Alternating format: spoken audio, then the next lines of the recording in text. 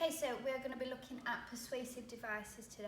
Most of them are language features apart from a couple, and I'll go over them why they are structural features in a moment. So you need to know how persuasive devices work because it comes up in every exam that you do. Functional skills level 1 and level 2 in your reading and writing. Some of it is also in your speaking and listening, putting across your point of view persuasively. And also in your GCSE exams, you need to be able to recognise language and structure devices, including persuasive ones, and also put them into your own writing. So when you get a question like create a speech or a blog or a letter of complaint or to argue, if there's something in there that you've got to persuade somebody, you need to, first thing you do is write down DAFOREST in your planning section. And then once you've done each of these devices, you're going to tick it off to say that you've done them. Because what you need to do is show that you can do a wide range of persuasive devices, not just rhetorical questions over and over and over again. So let's have a look at what they are. The first one you've got is direct address. Super useful tool to draw in the audience again. And this generally is remembered with the use of you, but it can be targeting a certain person or a certain group of people. For example, if I go, men, this is important to you too. All the men in the room start to listen because I've addressed them. Be careful about using that because it might isolate some of your other groups, let's say women if it was that example. But again, respond to your audience. If you want to be talking to men, you've got to address them. Direct address, useful for speeches and letter writing. Might see it in a advert for something for a new phone, and it could be something like iPhone users, you've got a new update. If you've got an iPhone, the first thing you do is you double take, don't you? You read it because it's relevant to you. So that's direct address. Next one is alliteration.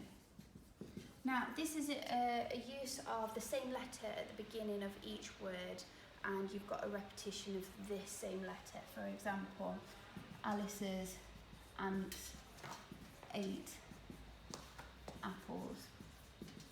Now here you can see that I've started each word with each letter. Now this is really good to emphasise a point that you're trying to make. Let's say you're really angry and you're ranting about something. It's really useful to be able to bounce off those letters. Alice's ants ate apples. They're my apples. Okay, so you can use that. We have got another type of alliteration as well called sibilance. Now I want you GCSEs in particular to remember this one. Sibilance is the use of alliteration, except the alliteration starts with S, like slithering snakes or sizzling sausages. What that does is create the sound of a slithering snake, emulates the rustling of leaves in the trees if you're wanting to try and make a mood and atmosphere. You could also make it sound really creepy and slimy and make the reader feel uncomfortable and create some tension there. So it's a super useful tool, sibilance. Again, you will have to be able to pick that out of a text as well as use it in your own writing. Next one, we've got facts. What's better than if you've got an argument and you're trying to prove a point to somebody, if you've got some evidence to back it up? Likewise, opinions. If you've got a really strong viewpoint, obviously you're going to have your own opinions in there, but don't sort of underestimate the effect of using somebody else's opinions who might have a lot of weight. Let's say the doctor from Washington State University who has been investigating the coronavirus for the last 6 months has come up with some real good evidence to support. Their opinion is going to really be influential on people. Likewise also, if it is somebody who you like, respect, a famous actor, you might be more inclined to listen to what they've got to say. Next one, we've got rhetorical questions. So they're those questions that you don't have an answer to them because the answer is sort of either obvious because it was a leading question, or a question that leads you to at least think about the possibilities. you'll have been in a situation where a teacher or a parent or a carer have said to you, are you happy now? And you wouldn't dare answer them, would you? Because you think, no, I'm not. Okay, so a rhetorical question is quite useful in manipulating somebody's point of view. You can also use repetition for R. Now this R is a structural feature because it's about ordering information. If something's coming up over and over again, repetition is really useful for a structural device to persuade someone. Repetition can also be seen in reiterating, which just means you're paraphrasing the same message over and over again. So, for example, us teachers, we do it all the time when we say, your lesson starts at 9 o'clock, be late, make sure you're on time, be early so you're not going to start lesson late. I've said the same message 3 or 4 different ways there, so I'm repeating that same idea even though it's not copy and paste, it's 9 o'clock, it's 9 o'clock, it's 9 o'clock, it's 9 o'clock. So paraphrasing is quite useful as well because it's subtly reinforcing that message. We've got exaggeration next. If I want you to buy something, for example, I'm going to make it out to be the best thing ever. Like, look at this whiteboard pen. Isn't it amazing? It's the best pen in the world. I mean, it does its job, it's all right. But if I'm wanting to sell it to you, I'm really going to emphasise that. Okay. Exaggeration is also known as hyperbole.